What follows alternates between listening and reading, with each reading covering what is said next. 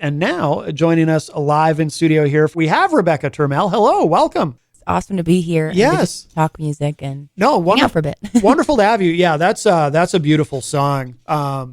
You had mentioned off air, I think, something about, is that the first song you recorded? Yes. So that's the first song that I went into the studio with. I was terrified with my guitar. I had never been in a recording studio. Yeah. That was a little over 2 years ago now. I released that in July of 2022. So it's been a bit, and it's been a journey so far. Where did you record that? I record that at the Underground in Randolph, Vermont with Vincent. He's incredible and such a great space over there. Now, how did you come to record there? Because, you've got so many options as far as studios or even home recording, or there's so many different ways now to record. What led you to record there? Well, first of all, I know absolutely nothing about recording and any of that fun stuff. Yeah. So, a good friend of mine, who I brought the song to, Jim Yeager, he's been in the music industry for well over 40 years now.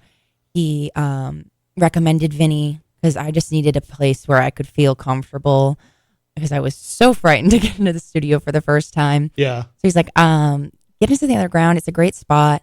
And they have a great acoustic sound. So I'm like, all right, let's do it. And I ended up falling in love with the space. And I'm really glad with that choice that I made to go to the Underground. Yeah. Now, did you, because you sent us a couple other songs too, were these all recorded there? No, actually, I've had the privilege of I got to record at Blackbird Studio in Nashville. But I also have recorded up at Squam Sound with Randy Ruse. I've kind of tried a few different spaces, and actually just this week I was at the Studio Portland in Portland, Maine. Oh, no kidding. So I like to try a new space, with mostly each song, but Wish You Well I also recorded at the Underground as well. The studio in Portland, was that because John MacArthur, I think that's how we met. We met you through John. Yes. Yes. Is that the studio where it's him and his son, I think? Yes. Yep. Okay. So Sam MacArthur and John and his wife Reaver are also the co-owners of that studio. Okay. But they do a great monthly event for singer-songwriters and duo acts. You can go in and get live video and a live recording. Oh, no kidding. All in one take in one night, but it's also an in-studio audience in there too. So you get like this this triple whammy. It's awesome. Is it intimidating to do that? Oh yeah. Yeah. 'Cause it's a very small space. Right. Yeah. But it was really cool because you got to just live in the moment with the music, but capture it as well. And like with that professional sound and that professional video. Yeah. So you get a little bit of everything, which is nice. And especially when I'm a full-time working musician, so I need a lot of video content and stuff for my EPK. It was great to do. Yeah, no doubt. Now so I read your bio. Did you start out doing covers and then started doing originals? Yeah. So I just hit my 7-year anniversary of playing out. Oh, congratulations. I started off as a cover artist, a gigging musician. My first gig was in my hometown at this Irish pub I worked at. It was Kathleen's Cottage. Now it's Kathleen's Irish Pub. And I did that for a while. I would take songs that I loved, songs that were meaningful to me, and tried to make them my own. Yeah. Make performance with it. And I finally decided, okay, I need to try writing my own stuff and seeing how that feels like. And it's definitely an entirely different experience. Yeah. It's interesting because for a lot of singer-songwriters, a lot of people we talk to on the show, they start out with original music and then they wind up doing covers live because they kind of have to, because it helps, as far as getting gigs. And that's what a lot of venues want. So it's interesting for you as it kind of went the other way. I mean, was it always your plan to ultimately do your own material, or? Not really. It honestly wasn't even my plan to do music to begin with. No I kidding. actually started off in the theater. Okay. So when I was a little girl at my first show, I think I was like 9 years old, but I fell in love with performing, being on stage. And in college, I dabbled with my guitar in high school, but I didn't really do much with it. Yeah. I picked it back up and started playing songs and went to some open mics with some friends, some other theater kids, and because it's just fun to do that stuff. And Yeah. then I was getting gig opportunities. People asked me to play at their bars and restaurants. And it's just flourished into this whole journey of not only musical discovery, but self-discovery as well. And to be able to do that full time, I it seems like this is because the other thing, I was surprised reading your bio. It seems like in the grand scheme of things, you haven't been at this that long, but it seems like you've been able to really, have a lot of success very quickly with it, which is great. Yeah, I feel extremely fortunate that the opportunities that have come my way. It's just astounding to me just to think of how far I have come, because I've only been doing it full time for about 2 years now. Yeah. But I have a really great support system. I've had some wonderful mentors in my life that have really guided me and helped me so far, and I think helps with that trajectory to get further along a little bit faster. Yeah. And of course, I'm always nose on the grindstone, just going. Yeah. Like in terms of mentors, like I assume John MacArthur is one, right? Oh yeah. And Brad Myrick as well. I actually am a self-taught guitarist. Oh, no and kidding. I just recently decided, okay, it's time I really understand what I'm doing, and I've been diving into some guitar lessons as well. Yeah. But my first mentor was also previously my manager was Jim Yeager, and he was a blessing to have at the beginning, because I've always I'm so nervous about everything all the time. I don't need to be, but I am. Yeah. It's just a trait of mine I can't seem to get rid of. But he did a really good job of keeping me level-headed and being honest with me. So it's been nice to have just people who are genuinely there and who care. Mm-hmm. And I'm so grateful for everyone I've had in my life. I mean, how do you find those people? Because I hear a lot of, especially young musicians, say it's hard to find mentors or people they can really trust. Yeah. Like, have you just been fortunate, or do you have some kind of, are you intuitive in a way where, okay, this person I think is going to help me, and they're genuine, and they, because there's a lot of, I don't know, sharks. I don't know how else to put it. You know what I mean? I know exactly what you mean. Yeah. I think it's just been a mix of both, just being fortunate. And also, I really love being a part of our music community. And I play a lot, but when I'm not playing, I really try to get out and see what else everyone else is doing, especially the full-timers, because it's hard. So I love to show support. And with that, that's everyone that I've met who's come to my life has really been through mutual music friends who have known them previously. So that's how I ran into Jim. I was performing with a friend of mine. And he's just the friendliest person there is. So he goes around and talks to everybody. And I'm so glad that he introduced himself to me. And I wanted to with him. I'm missing something. I wanted an unbiased opinion, and I didn't really know Jim that well at that point. Yeah. So I sent him that song, and he's like, "Don't release this. Can I meet with you?" Oh. And I'm like, "What do you mean?"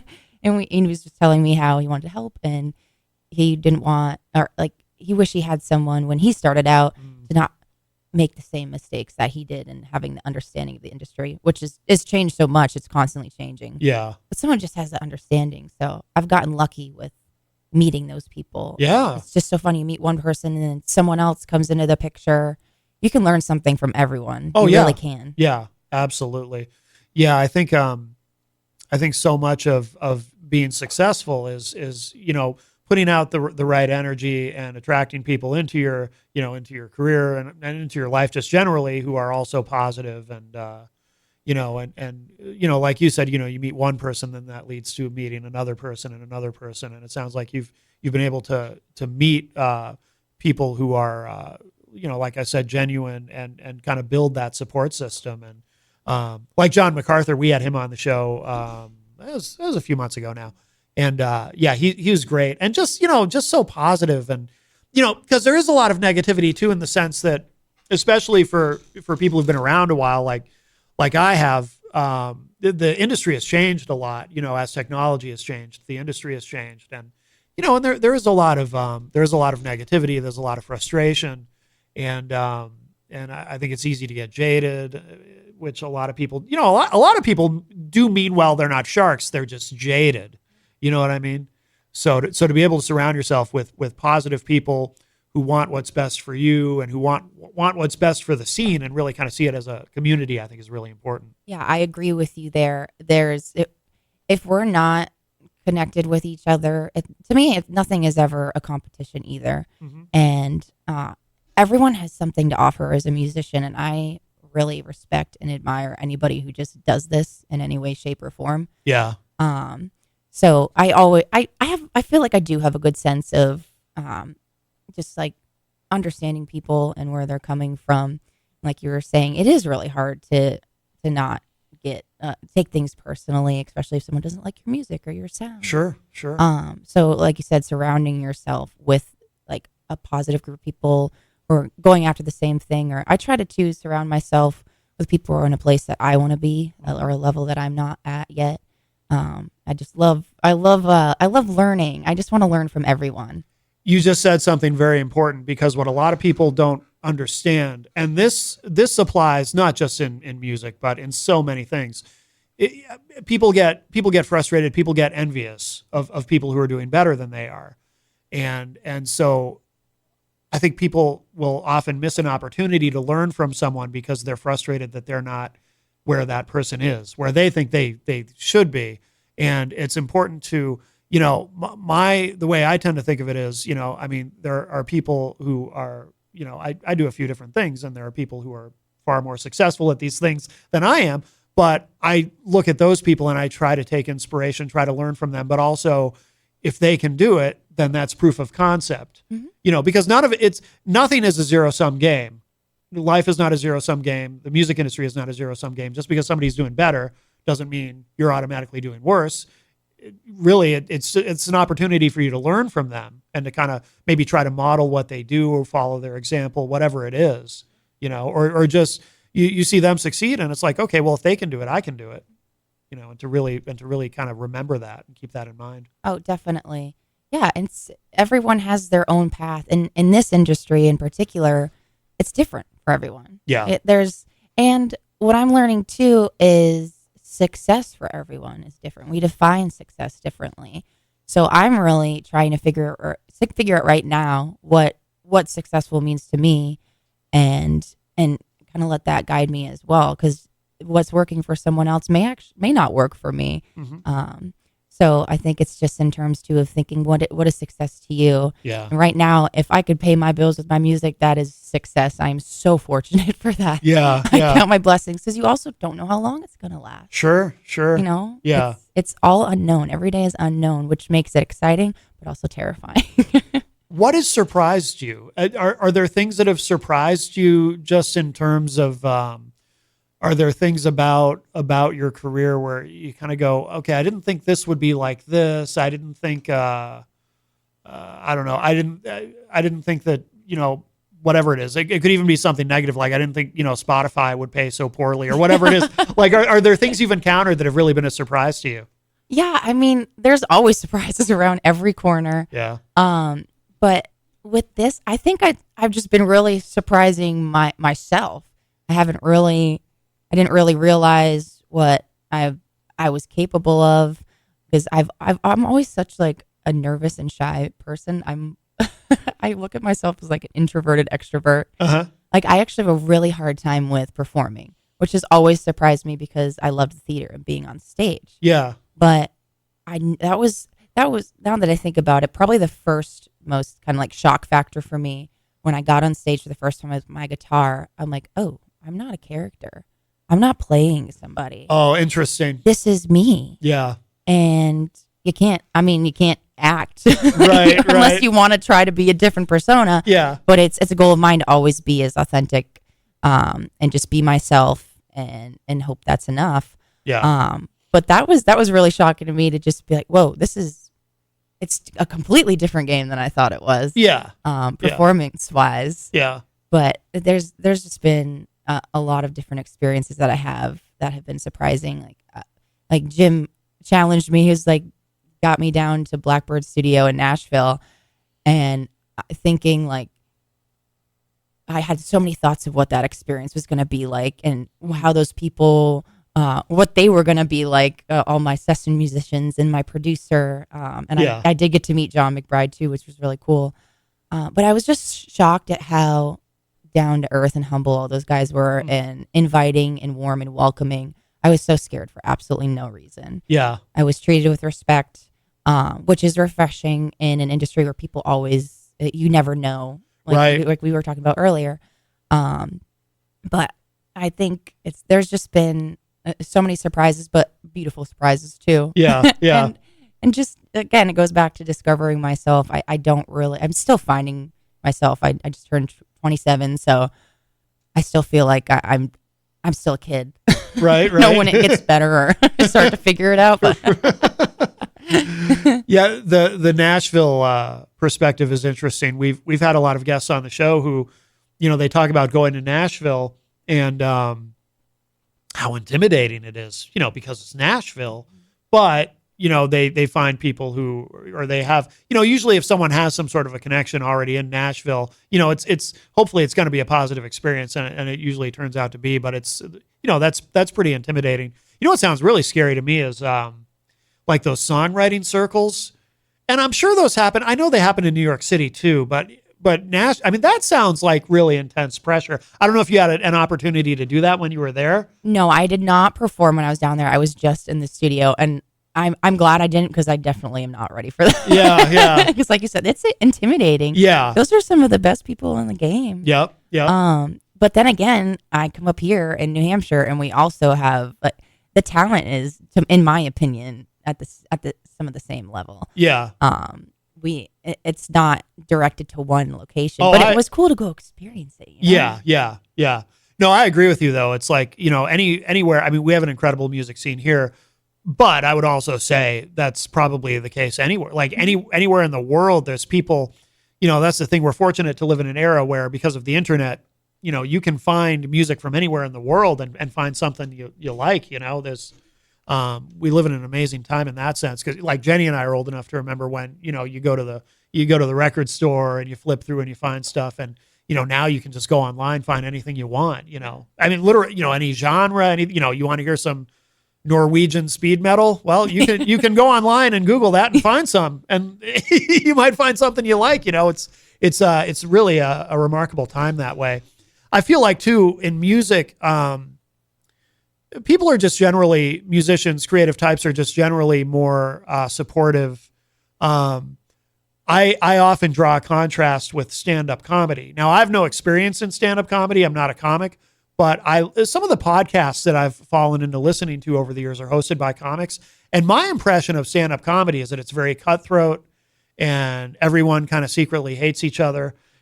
And sometimes it spills out into the open, and but with music, I feel like all genres too. I feel like people are just generally more supportive and want to see other people succeed and want to help each other. And there's much more of a sense of community. Oh, definitely. Yeah. And that was honestly a big reason too why I made that transition from theater to music, because I felt more of a warm and welcoming community. Yeah. It's hard with professional theater. It's very competitive. Is it? Yeah. And like everything matters, like inside and out. Like and you got to be a triple threat.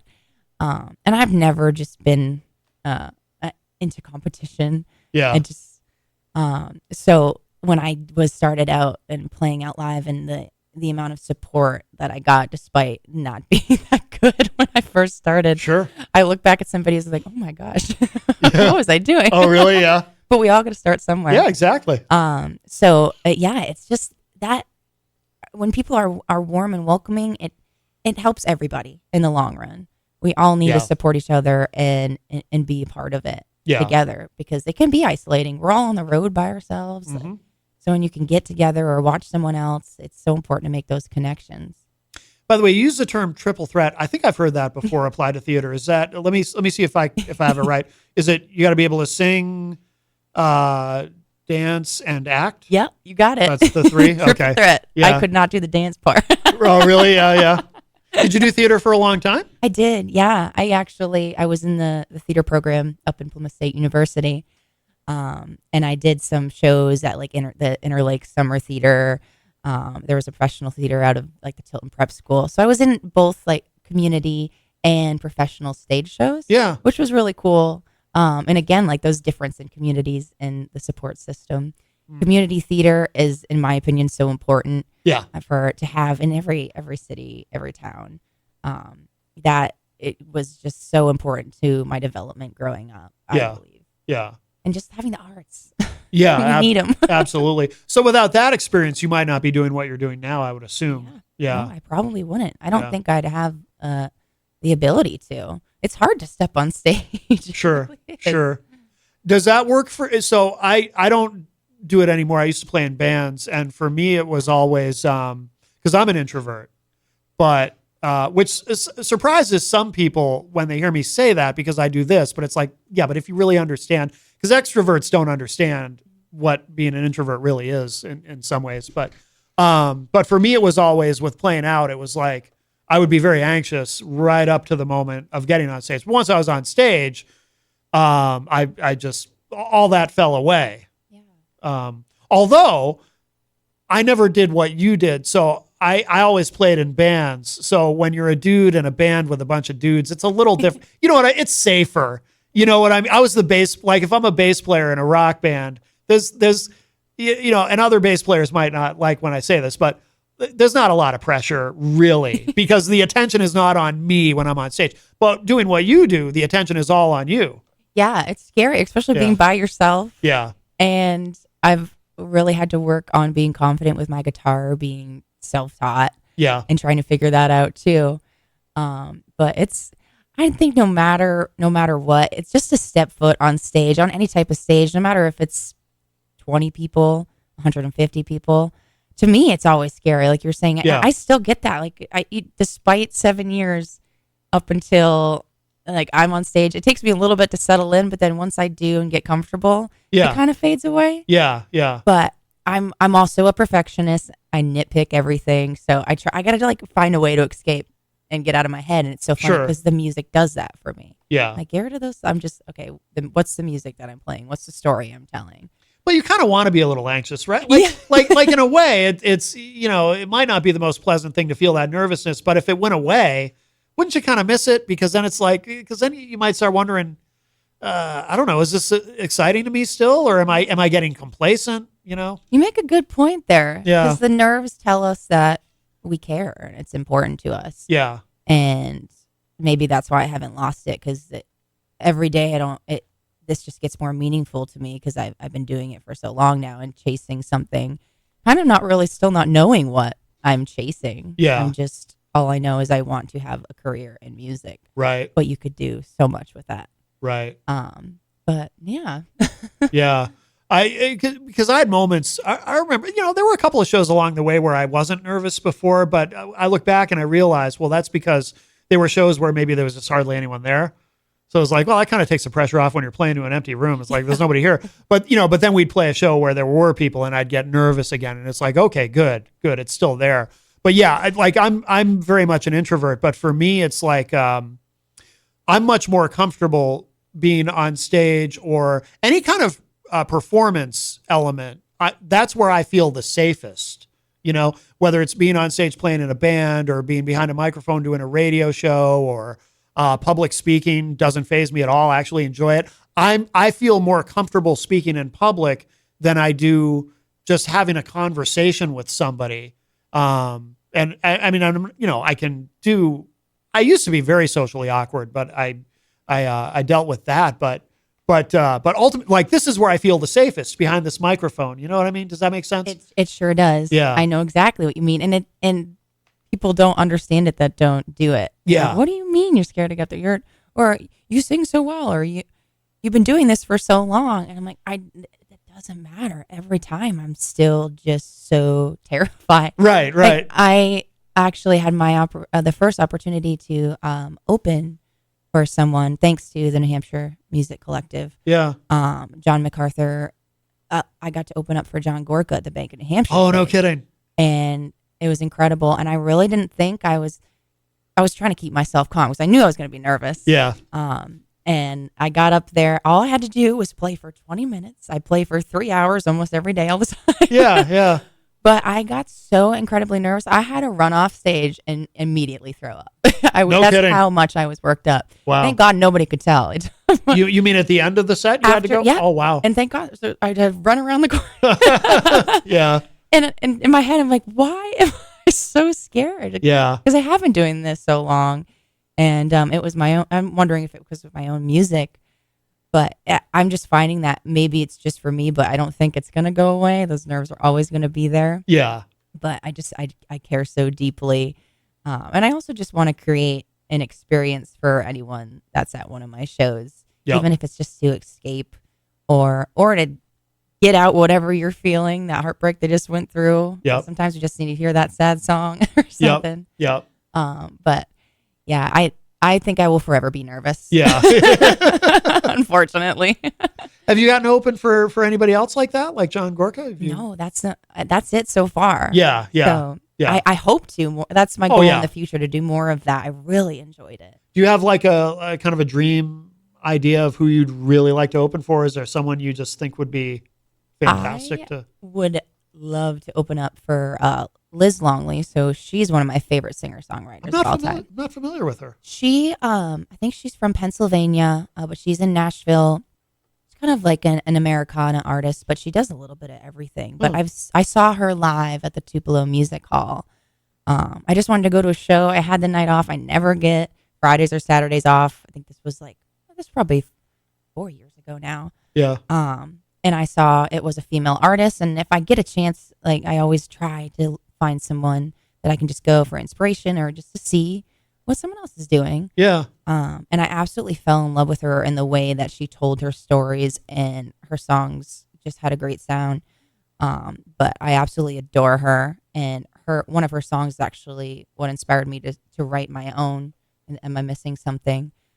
So if I could open up for her one day, that I think I could fit well into like her sound too. Like we'd pair well. Yeah. Oh, very cool. Maybe one day. If you're just joining us, Rebecca Turmel is here with us live in studio. Have you? Is anyone reached out to her like to try to like maybe John or somebody like just kind of put a bug in her ear? I would like to, but I think I'd be too scared to do it right now. You know what I mean? I'm like, it's Liz Longley. I need to be ready. Right. Because actually, so I'm in a duo partner with, I'm so lucky, my boyfriend and musical genius all in one. We play together all the time. And we saw her when she came to the Flying Monkey at the beginning. It was March, I think, this year. And he's like, you have to go talk to her because she came out after the show. Oh. I'm like, I can't do that yet. Oh, really? I had my first experience with like getting starstruck. Yeah. I'm like, is this what it feels like? But he told her that we always play her song Camaro. This song is incredible in terms of like the lyrics and the story. It's a story I can relate to. Yeah. And she's like, oh, send me a video when you get the chance. So every time we play it now, I've been taking a video, and I'm like, when it's right, maybe we'll send it over to her, see what happens, and maybe that could be the opportunity. That could be. No, that could very well be an M. So how often do you play as a duo? Not too often. Probably about like 2 or 3 times a month. Yeah. But we just played, actually last night we played a 30th birthday party for a good friend of ours. But we've been writing some music together, and that's been another great experience lately, is working and writing with someone else. Mm-hmm. And we actually, it was the two of us that recorded the Studio Portland. So I'm really hoping we got some good takes, because it was nerve wracking. Oh, really? Yeah.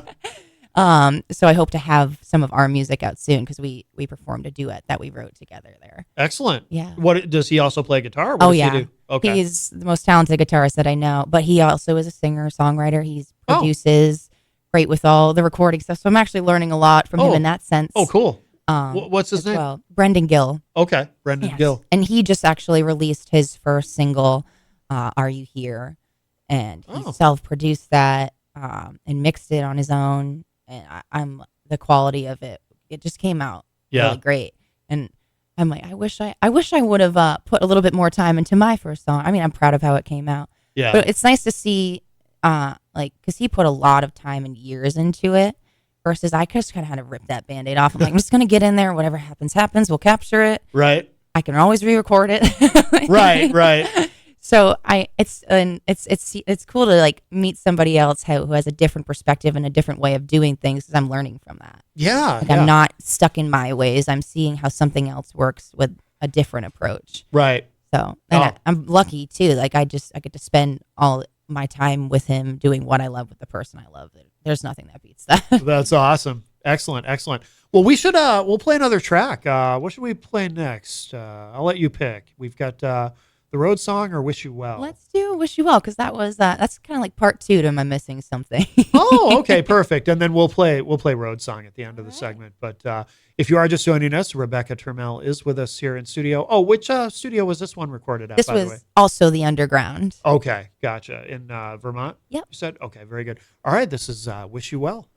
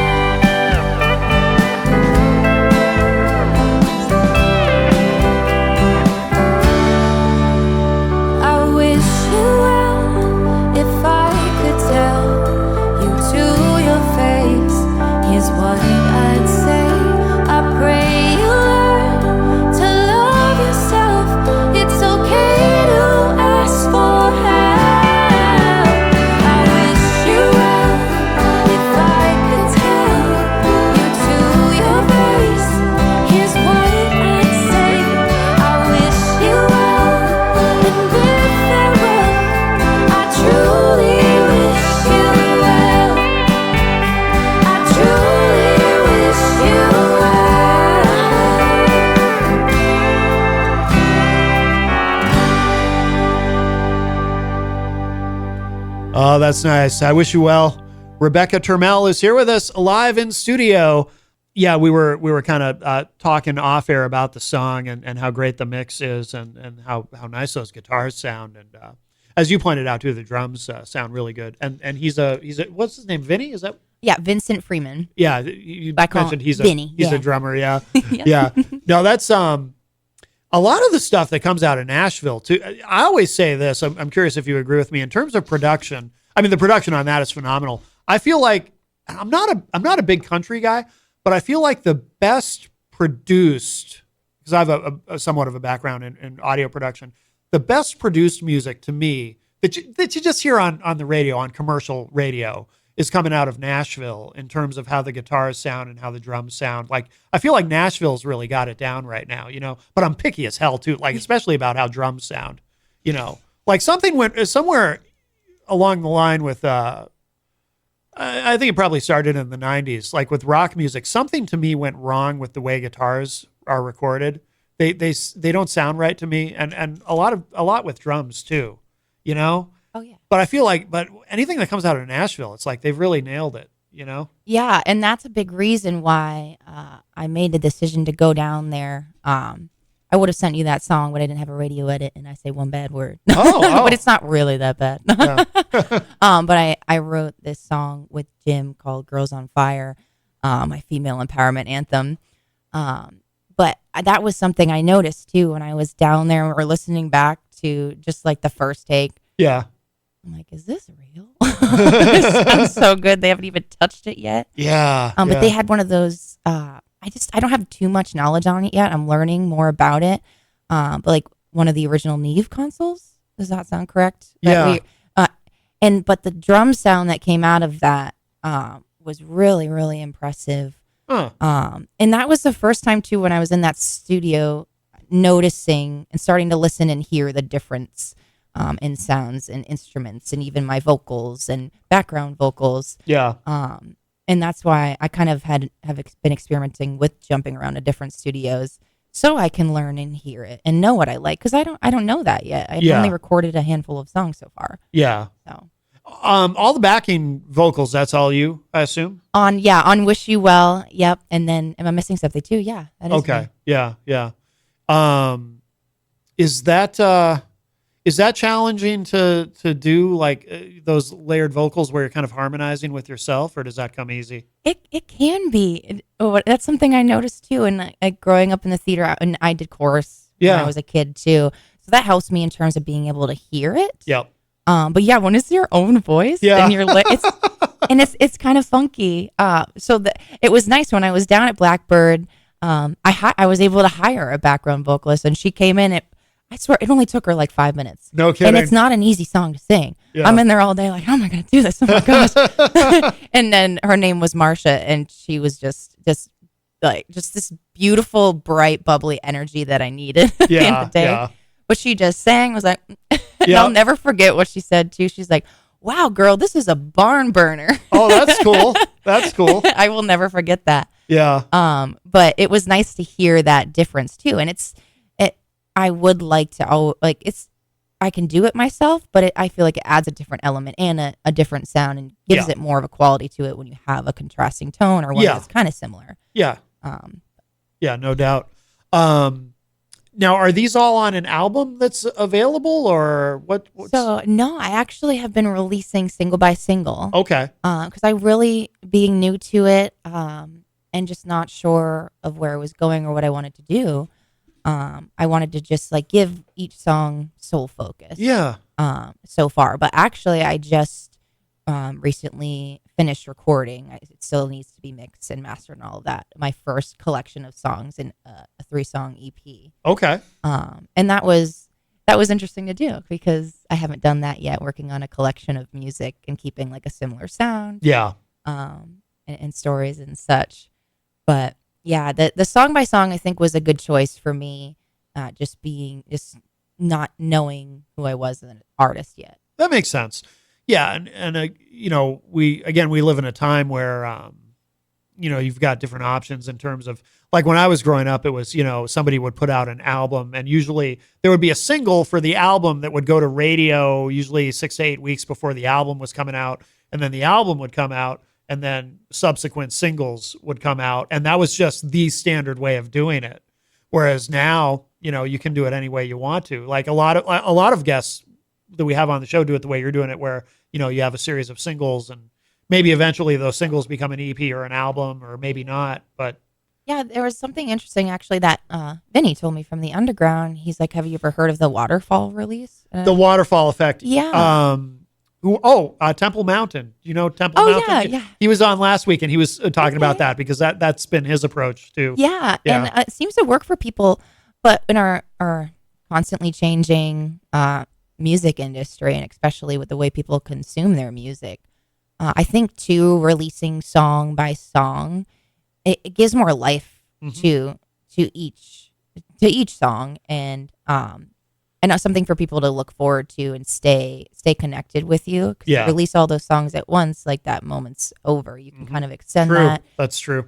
When you release song by song. Yeah. Because especially as someone like me who's also writing music and trying to become a recording artist as well, building that community and keeping those my followers and my fans engaged, and wanting to hear more. So I think it's been working so far. Yeah. But I'm really intrigued by that waterfall release, and Yeah. I'm curious. I might utilize that. Yeah.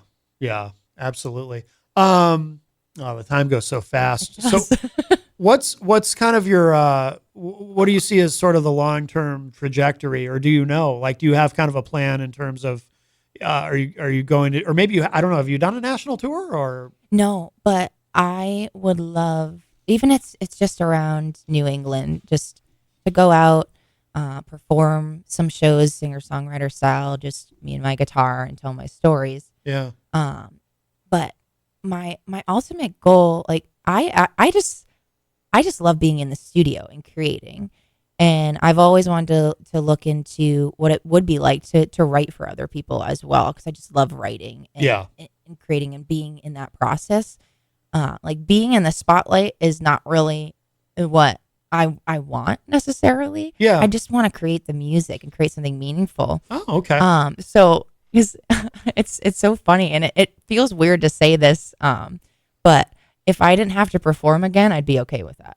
But as long as I have my studio and I can write my music and just play my guitar, Yeah. I'm happy. Yeah. Because it's like we were talking about, it's so nerve wracking. And I'm like, but for some reason I have to keep doing it. Right. It's like a calling. Right. And I can't be a songwriter without performing. So it's like, kind of, you got to do it. It's hand in hand. Yeah. Yeah. Well, yeah. And it's working for you. Yeah. It's definitely working.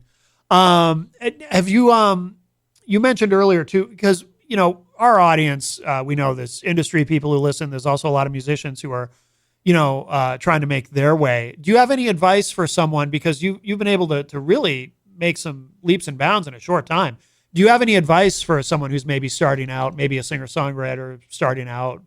The worst thing you can do is compare yourself to those around you. Like Yeah. we were saying earlier, it's not a comparison. Use it as a learning experience. Yeah. You are your own person. You have your own perspective and your own voice. So trust that that's enough. I didn't at first, and it's hard to ignore all the noise, so to say. Sure. But also just forcing yourself to do it. If you're scared of something, you should probably go and do that thing. Right. Because that's going to bring you further. Right. I remember I couldn't even keep my hands still when I was playing my guitar, but I'm like, I'm doing it, because you cannot get better if you don't do it. Yeah. So I think the biggest thing that helped me was just forcing myself into those difficult situations, figuring it out in the moment. And although I may not have believed in myself, just at least trying to find a little bit of that belief. Yeah. So do the hard things and just do the best you can. At the end of the day, that's all you can do. Yep. Just do something. Move the goalposts, even if it's just a little bit. Yeah. Yeah. I think that's great advice. Yeah. Absolutely. Absolutely. And where should people go online to keep up with everything that you're doing? So I have a website, RebeccaTurmel.com, but you can find me on Facebook and Instagram. And if you want to see me perform, I'm on Bands in Town too, which is a great website. It alerts you when I'm in your area. I love that. Absolutely. But I'm all around. I'll be at Oddball Brewing tonight in Pembroke or Suncook for the first time. Okay. So I'm all over. I play a lot in New Hampshire, but I'm in Mass and Vermont sometimes as well. Yeah. I'll go wherever they'll let me sing with my guitar. Yeah. Yeah. Where's the furthest you've gone as far as playing shows? I played down in Florida, but that was Yeah. more just because I'm on vacation. But in this area, Portland's probably the farthest. No, Yeah. actually, because I've been in Killington. That's pretty far too in terms of where I'm located. Yeah. But probably the farthest I've driven is 3 hours for a show. Yeah. Yeah. And I think that's something too that helped me get a little bit farther. Is I didn't care how long I had to drive, where I had to go. Just if I had the gig opportunity, again, getting that experience, that helped me out tremendously. I'm like, I'll take it. I'll drive. I can do it. Well, that reminds me of what, we had Frank Gallagher, Plague Dad, rather, on with us during the first hour. You know, he's from Portland, and he was saying, just, play out as much as possible, which is interesting too, because some people, it tends to be more, though, people in bands, people in like 4-piece rock bands who say, yeah, you actually don't want to play out too much because you risk oversaturating.